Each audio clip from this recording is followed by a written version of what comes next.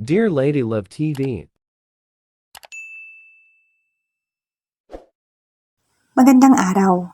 Ngayon ay panibagong kwento ang ating matutunghayan na tiyak nagigising sa ating mga damdamin. Paano nga ba matuturuan ang puso na piliin ang tunay na taong dapat nating mahalin? Sa kwentong ito, isang simpleng dalaga ang makikilala ng magkapatid na hasyendero at bilyonaryo sa kanilang probinsya. Paano iikot ang mundo ng tatlo sa iisang pag-ibig? Mababago ba ang takbo ng kanilang buhay? Tunghayan na po natin ang unang bahagi. Sa isang probinsya ng Cagayan, may isang masagana at mapayapang bayan.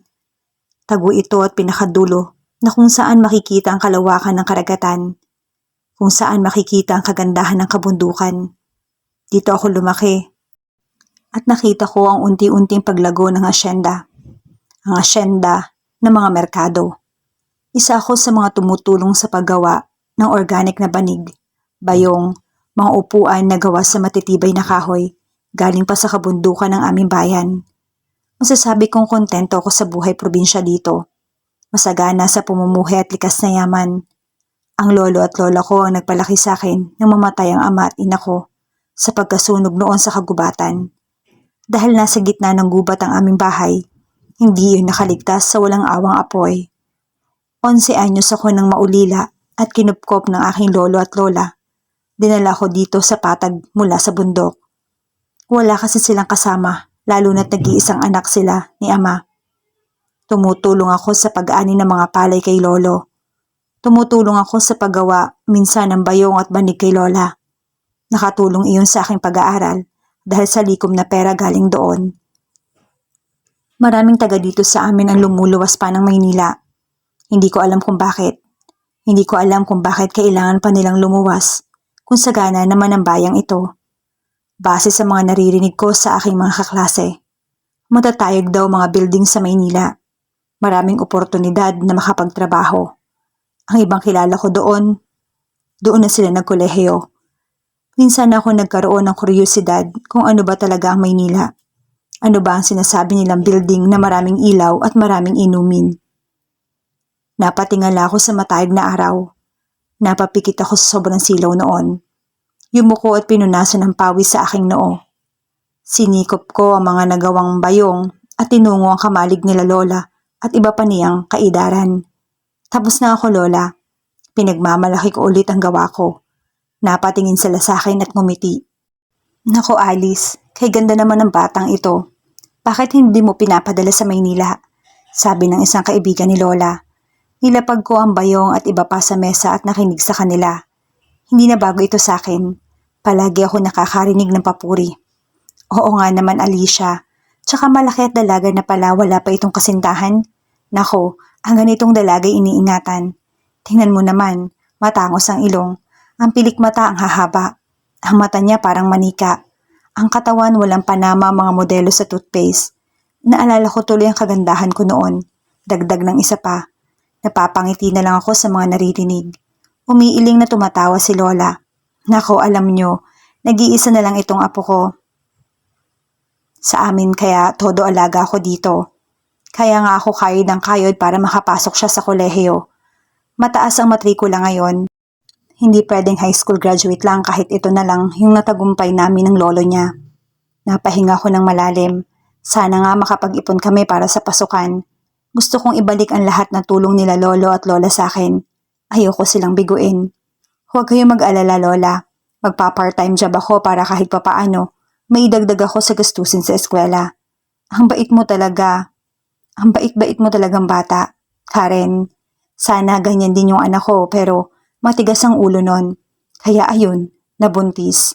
Nagpatuloy ang usapan habang ginagawa nilang ibang proyekto. Sa kabila ng paggawa ng organic na bagay, ay isa din si Lola sa namamahala ng kalupaan ng mga merkado. Siya yung leader ng umaani at nag-aalaga ng palayan ng mga merkado, ganun din si Lolo. Pagpasok sa aming bahay na gawa sa nipa at kahoy, nakita ko si Lolo na naglilista at nagbibilang ng bayaran. Wow, ang dami nating pera Lolo ah, sabi ko rito at tumabi. Nakita ko si Lolo naghahanda ng bayong at bracelet na minsan na namin ginagawa. Yari sa mga shell sa dagat na ako ang pumupulot. Para ito sa iyong pagkukolehiyo. Itatago na natin ito. Ang iba sa ilaw at pagkain natin. Nawala ang ngiti ko sa labi na makaramdam ng sobrang awa sa pamilyang meron ako ngayon. Hindi man kami mayaman pero mayaman kami sa pagmamahalan. Wala man kaming pera pero parang katumbas ang aming pagpapahalaga. Sobrang swerte ko sa kanila. Salamat Lolo. Hayaan nyo. Pag nakapagtapos ako ng kolehiyo, luluwas tayo ng Maynila. Doon ako magtatrabaho sa kumpanya ng mga merkado at palagi ko kayong igagala. Naman apo, kaya kayod ng kayod, malakas pa kaya kami sa kalabaw. Sabay-sabay kaming tumawa ni na Lolo at Lola. Ayan, dadalhin natin iyan. Nilapag ni Lola sa mesa ang nakasupot na bayong at mga bracelet. May handaan mamaya para sa ating mga hasyendera at hasyendero. Naroon si Senyora Patricia at Senyor Juan. Ibibigay natin iyon. Sobrang bait pa naman ng mga iyon. Noon minsan ko na nakasalamuha mag-asawang merkado sa pagtitipon nila noon. Tuwing Pasko, imbitado kaming lahat sa mansyon nila at sabay-sabay kami sa selebrasyon ng Pasko. Maalaga ang mga merkado sa mga tao nila. Dinig ko rin na bibigyan daw ako ng scholarship ni Senyor Juan. Pero hindi pa naman kumpirmi yun. Pero sana totoo para libro na lang at ibang gastusin ang babayaran namin. Hindi na kami naghapunan sa bahay dahil doon na kami kakain sa mansyon. Tingin ko tulad pa rin yun ng dati. Sa likod pa rin yun ng mansyon kung saan may malawak na lupa at maraming bulaklak. Naiisip ko palang iyong pagkain nagugutom na ako. Nagsuot ako ng luma kong dress na kulay puti. Nang nasuot ko na, napahinga ko ng malalim. Hinila ko iyon pababa dahil sa ilang taon na lumipas, umiksi na yun sa akin. Off-shoulder iyon at hanggang hita ko na lang. Lola, hindi na siya kasya. Sabi ko kay Lola at napatingin sa akin. Ang sexy naman ng apo ko, mana talaga sa akin. Okay na yan, halika, suklayin ko yung buhok mo. Sinuklay nito ang buhok ko at hinayaan na nakalugay at hindi pinuyod. Mas nadipi na ang alon-alon nito. Nagsuot rin ako ng sandals na tinatali pa. Si Lolo ang nagregalo sa akin ng 1 taon, kaya kasya pa. Bukod tanging sandals ko na kasya sa akin.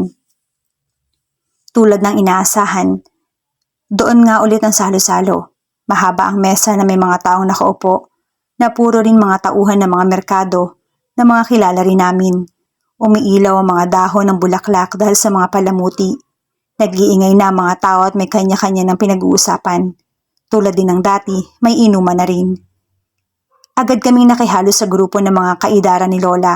Si Lolo pumunta na sa mga kaibigan nito sa kabilang mesa. Oh, dinala mo pala si Karen. Kay gandang dilag talaga. Doon ko na napansin na marami palang nakatingin sa akin. Lalo na mga lalaki sa kabilang silya kung saan naroon din si Ryan. Ang manliligaw ko na hindi ko masuklian ang sinasabi niyang pagtingin sa akin. Syempre naman, mana sa akin, pagmamalaki ni Lola Anisha sa akin. Nagkakatuwa ng lahat na magsimula ang salo-salo. Nakita kong lumabas si Senyora Patricia kasama ang asawang si Senyor Juan. Nagsitayuan ng palakpakan ng lahat. Nagtilian ng mga kadalagahan na makita ang nagtatangkarang anak ng mag-asawa.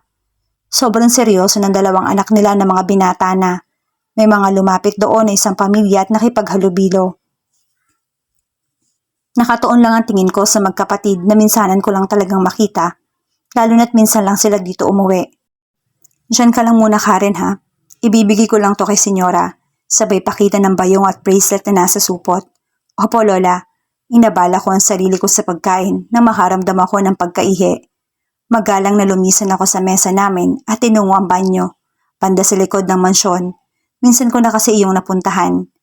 Malamig man ang gabi pero nakaramdam ako ng init kaya pinuyod ko ang buhok ko gamit ang ipit ko na palaging nasa aking kamay. Kahit buhaghag na, nag-ipit pa rin ako yun. Isang liko ang ginawa ko patungo sa banyo na makarinig ako ng ungol na tila nasasaktan. Lumaki ang aking mata at natutop ang bibig. Sobrang kaba ko at dahil sa nerbiyos, kinuha ko ang daspan na nakita sa gilid at inihanda ang sarili. Sa mga pelikula sa TV nakita ko ang ganitong ungol ng babaeng nasasaktan. Mas kinabahan ako nang halos sumigaw na ang babae at tila hapong-hapo ito. Nagigilid na ang luha ko, lalo na't walang ilaw sa bandang ito. Oh, you like it? Napatigil ako nang marinig ang boses ng lalaki. Tapos simula na namang nagsusumigaw ang babae. Nang marating ang pinanggalingan ng boses na iyon, hindi na ako nagdalawang isip na hampasin ang lalaking nasa likod ng babae. Ha? Babae na naka-maid na uniform at nasa baba. Ang panty? Hala, halos mamula ko nang matanto ang ginagawa nila. Huli na nga pero pinikit ko ang mata. Lalo na makilala ko ang lalaki kung sino iyon. Tumalikod ako sa sobrang kaba ko. Uminit ang aking mukha. Hindi ko alam kung bakit. First time ko talaga makakita ng ganon. Hala, hindi ako nakaalis sa kinatatayuan nang marinig ang boses niya sa likod ko. Who are you? Tanong ng lalaking anak ng mag-asawang merkado. Hindi ako nag-abalang tingnan siya. Isa po sa mga asyendera po. Nauutal na sagot ko. Narinig ko ang yapak nila palapit. What are you doing here? Trying to peep a look? Mapanuya ang boses nito at narinig ko ang kakaibang accent niya sa English. Hindi ko talaga sinasadya. Papunta akong banyo. Show me your face. Mando nito sa akin na tila ba sanay na sanay magmando. Don't make me repeat myself, little girl. Dagdag pa nito na kinalabog ang dibdib ko, kaya agad akong humarap pero nakayuko. Pasensya na, sabi ko rito pero hindi ito nagsalita. Nagangat ako ng tingin at nakitang seryoso itong nakatingin sa akin. Ako naman parang nahipnotismo sa taglay nitong kagwapuhan. Wala na rin naman yung maid na kanina nakatuwad pa. Naku, mas na-guilty ako nang makitang may dugo ang kilay nito. Doon ko yata natamaan ng dustpan. Sorry, sabi ko agad. Natigil ang hininga ko nang mabilis itong lumapit sa akin. Agad naman ako umatras na ikinahilig ko sa malamig na dingding. Ito ang unang pagkakataon na may nakalapit sa akin na lalaki na ganito ka-intimate. Lalo na itinukod niya ang kamay sa ibabaw ng ulo ko at hinawakan ng aking bewang. Mawawalan yata ako ng hininga nang sumayad ang labi niya sa tenga ko. What's your name? He whispered. Karen, nauutal na sagot ko. Nagbigay ito espasyo sa wakas. Bata ka pa nang huling makita ko. Napalunok ako sa sinabi nito at tumango na rin. Naputol ang pag-uusap na may tumawag sa lalaking ito. Stop fucking around, Zek. Moms want you. Napayuko ako nang marinig ang boses ng nakatatanda nitong kapatid. Pumikit ng mariin si Zek at nagmura. Damn you, Mario, ang KJ. Leave the girl, Zek. Dagdag pa ni Mario na tila nagbabanta. Nalalasahan ko ng aking sariling nerbiyos dahil sa nangyari. Unang pagkakataon ko na makakita ng ganoon at hindi pa nga ako nakahuma. Eto na naman, in the past years, hindi ko kailanman nakausap o hindi ako nakalapit ng ganito sa magkapatid. Bakit ako hinahanap ni Mama? Bagot na sagot nito sa nakatatandang kapatid. Dahil alam niyang ganito ang gagawin mo, patanong na sagot rin ni Mario without breaking his stare on me. His brooding eyes and dark expression made my heart skip a bit. Kinagat ni Zeki ang labi bago ako tiningnan ulit. Sa susunod, huwag ka na dito dumaan. Hahawakan sana nito ang pisngi ko. I stepped back and gasped. Isa, Zek. Banta ulit ni Mario rito. Papalit-palit ang tingin ko sa nakakatangkarang magkapatid sa aking harap. What are you doing, Mario? He raked his hair at agad na umalis. Nawala ako sa pagkakakulong niya sa akin. Nakaginhawa ko ng mabuti na kanina ko pa pinipigilan. Humalukip-kip si Mario. Hindi ko magawang tapunan siya ng tingin. Hindi ko rin alam ang sasabihin dahil wala naman akong dapat sabihin. Huminga ako ng malalim at yumuko to show him my respect. Sa magkakapatid, rinig ko siya nakatatanda sa kanilang kumpanya. Nakasalukuyan niyang pinag-aaralang gamayin. Siya rin ang unang anak ng mga merkado, kaya dapat lang nagalangin ko siya. Lahat naman sila, ginagalang namin dito. Hindi ko lang talaga makuha kung anong unang gagawin ko kanina dahil sa pagkakulat ko sa nakita. Before I could say a word, naunahan ako nito. Magbabanyo ka? Ang boses nito na malamig at lalaking lalaki. Nakakaintimida, nakakatakot. Tumango ako ng agaran, hindi makatingin sa kanya. Hindi alam ang sasabihin. Come on, mando nito sa akin ay kinabigla ko. Po, samahan kita. He put his hand inside his pocket. I saw his muscles flex. Kitang-kita iyon at bakat sa suot niyang polong puti. Nakabukas din ang 2 botones sa itaas. Nakasilip doon ang balahibo niyang nakalatag sa malapad niyang dibdib. Dumapo ang tingin ko sa mukha niya. His eyes glint of darkness. Seryosong seryoso siya na nakatingin sa akin. Your dress is too short. I saw how boys watch you earlier. Madilim dito. Delikado. Lalaki rin po kayo ah. Nakagat ko na lang ang labi dahil sa nasabi ko. Naman, bakit yun na nasabi mo? His brows furrowed a bit and his lips rose. Bakit? Anong naiisip mo na gagawin ko sa'yo? Unti-unti siyang lumalapit sa akin. I almost choke out my heart.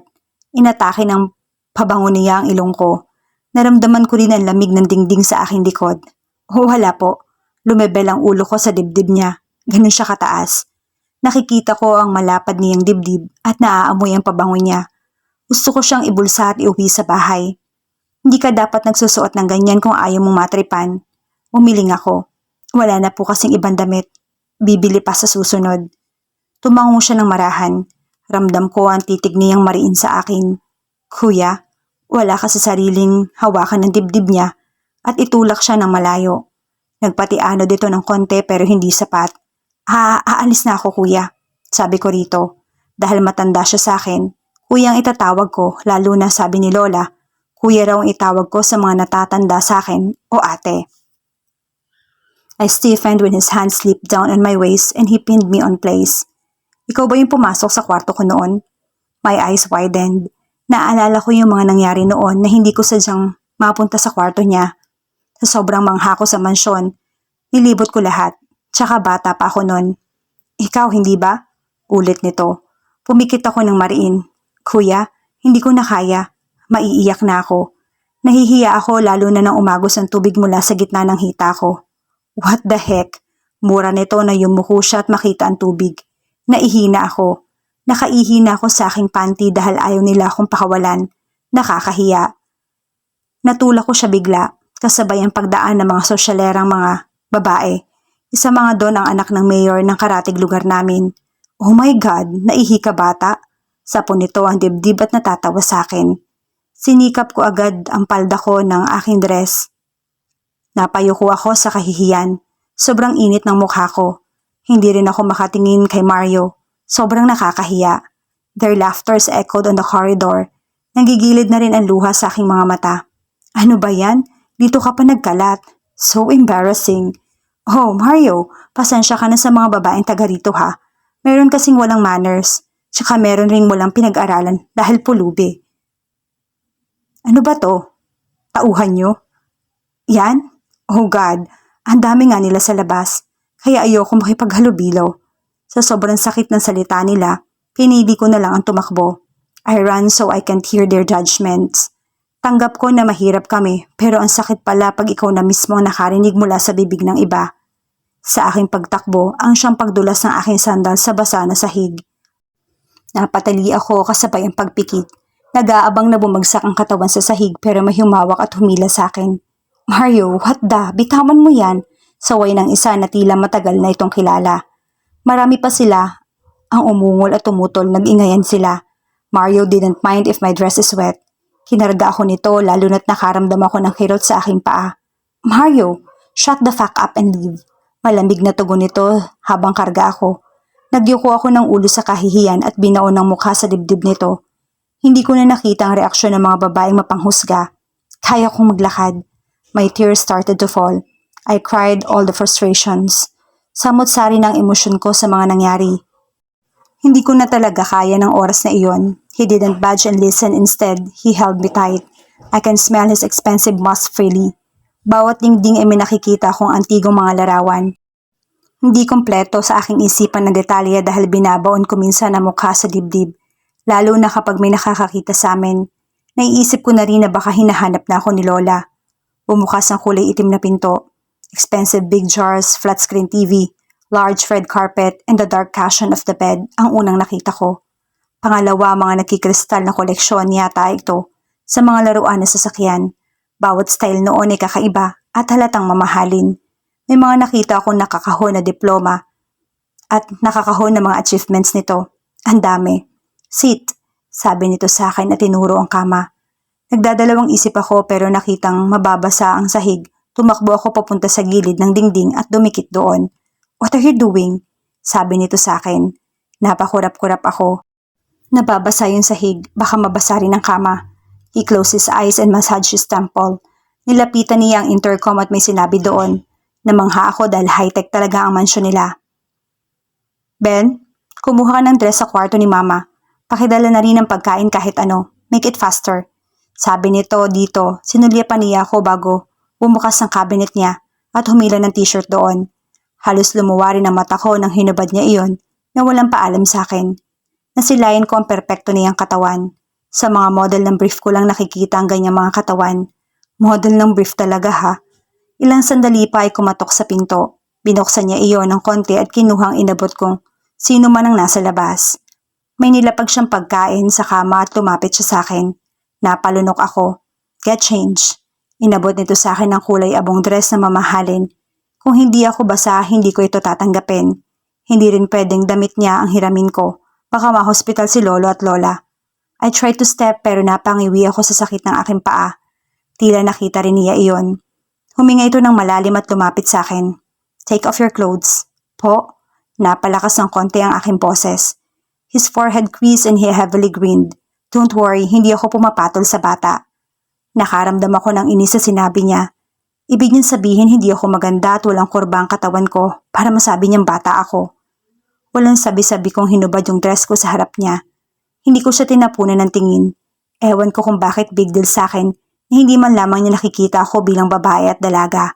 Nakapante at bra na lang ako nang hablutin ko yung dress sa kanya. Pero hindi niya binigay, hindi niya binitawan. Nakaramdam ako ng kaba sa walang isip na kilos ko. Dress kuya, nilukob ako ng kaba at nanginginig ang boses. His jaw clenched. Huwag na huwag mong gagawin yan sa harap ng ibang lalaki, maliwanag? Diin na sambit nito. Yumuko at hinila ang dress at sinuot ko iyon. Bigla namang bumukas ang pinto. Nasilawan kami agad ng ilaw galing sa labas ng pinto. Mario, can I? What the hell? Mario! Mura ni Zek. Shit, nako.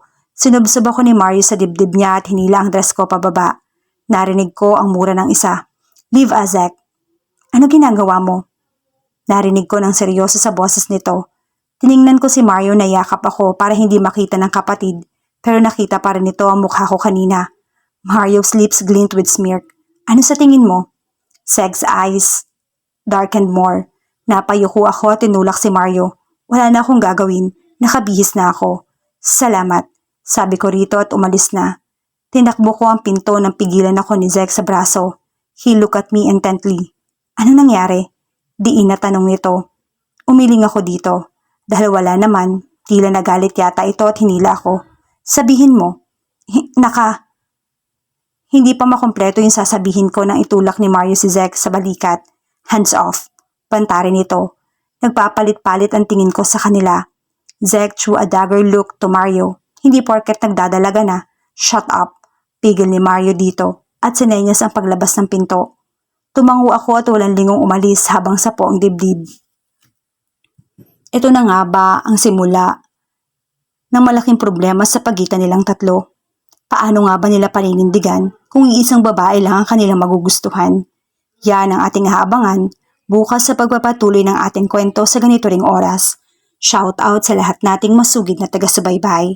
Maraming salamat po sa patuloy niyong pagsama sa amin sa kwentong ito. Hanggang sa muli, mag-ingat po tayong lahat.